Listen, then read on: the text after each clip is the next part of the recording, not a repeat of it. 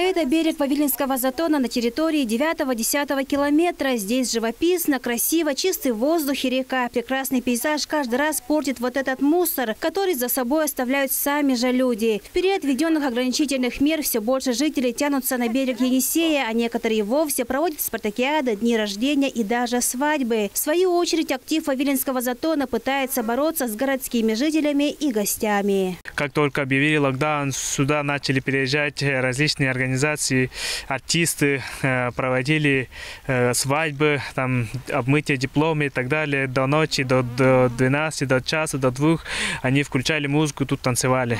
Получается, я еще в своем инстаграме указывал то, что здесь люди много отдыхают. Отмечал мэрию города Кызыл, Роспотребнадзор отмечал случаи, когда люди на улицах дерутся, чуть ли не убивают друг друга. Мы начинаем звонить участковому, а он, как назло, не берет трубку. Даже если берет, он приезжает через 4, через 6 часов. Банкет в шатре и фуршет на вынос. В Туве набирают популярность выездные мероприятия на свежем воздухе. Люди забывают о том, что вирус смертелен, и снова готовы петь и плясать в большой компании. А индивидуальные предприниматели готовы подстроиться под любые условия. И готовы проводить свадьбы хоть на скалах, лишь бы удержать свой бизнес на плаву. Однако зачастую это заканчивается визитом незваных гостей. Так, в конце июля нарушителей выявили на 43-м километре автодороги Агдовра-Кабаза. Здесь проводили свадьбу. А это уже снова Вавилинский затон. В выходные на этой территории проводили сватовство. Сотрудниками мэрии мероприятия были прекращены, а гости были вынуждены разойтись по домам. В мэрии города Кызыла ежедневно проводятся рейдовые мероприятия, а также по выходным дням проводятся ведь тоже рейдовые мероприятия. По рейдам, которые проведены в выходные дни, установлено, что несмотря на запреты, все равно праздничные мероприятия граждане проводят. На Вавилинском затоне, на берегу реки Бихем, там проводили сватовство, но тоже протокол составлен, прекращено данное мероприятие.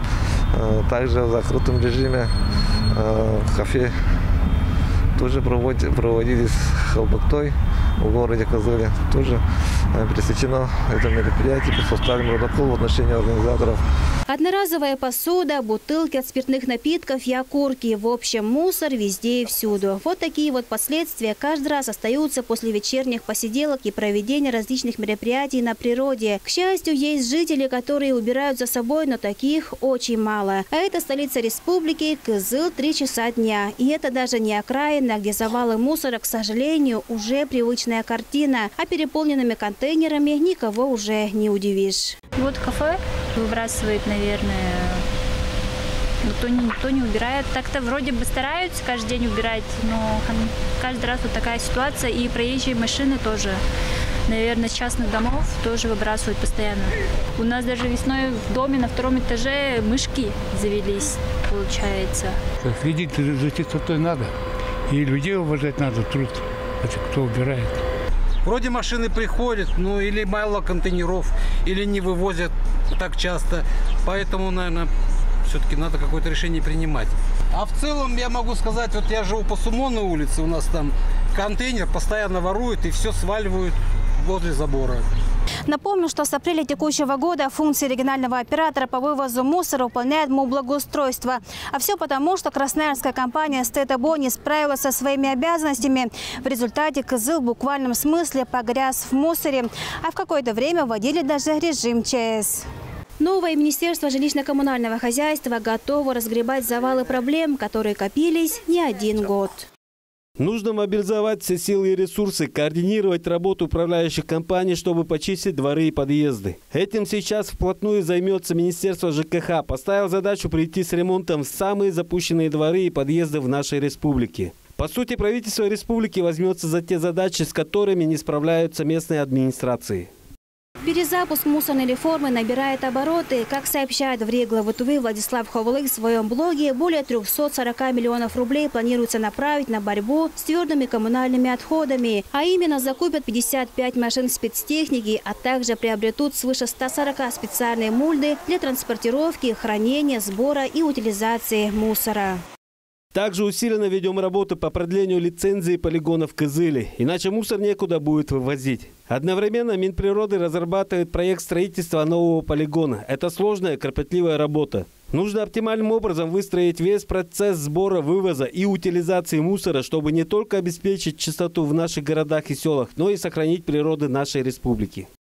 Новым Министерством жилищно-коммунального хозяйства акцент делается и на благоустройство и ремонт детских площадок, подъездов и межквартальных дорог. А пока мусорная реформа буксует, жители продолжают жить в мусоре. Это многоквартирный дом по улице Калинина. По словам жителей, здесь мусор не вывозили 5 дней. Жара, лето, собаки.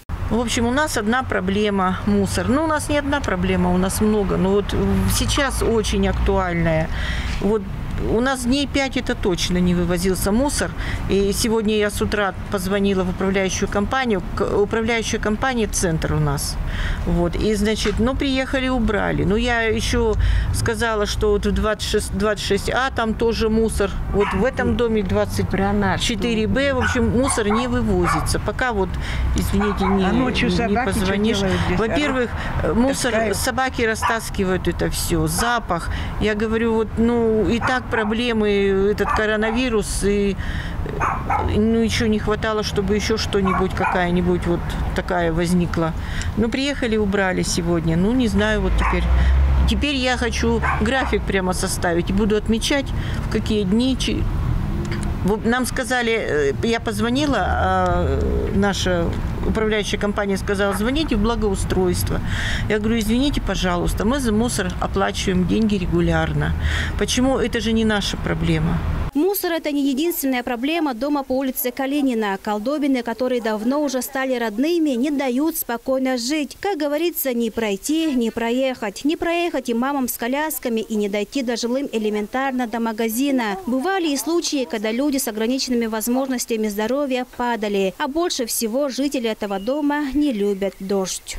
Ни в подъездах не убирается. Вот в эти мусоропроводы, которые отведены, там ничего не делается, ничего не убирается. С 5 по 1 все бежит. Сейчас вот они там сделали, вот у нас вот в этом году летом вроде бы не было такой проблемы, что, первое, как дождь начинается, я сразу в подъезд выскакиваю. Не хватает здесь и детской площадки, непонятная железная конструкция и выцветшая песочница – это все, что есть. Несмотря на все проблемы, жители многоквартирного дома стараются поддерживать чистоту и порядок.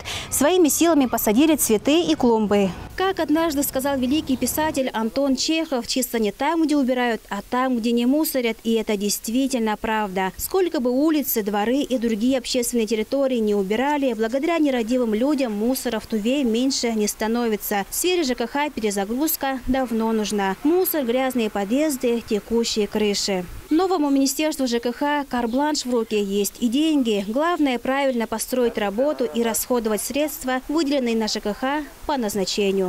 На этом у меня все. Это был первый выпуск программы ЖКХ «Перезагрузка». Над программой работали Айра Сад, Владимир Суртюк, Буя Мангуш и Айдын Кулар.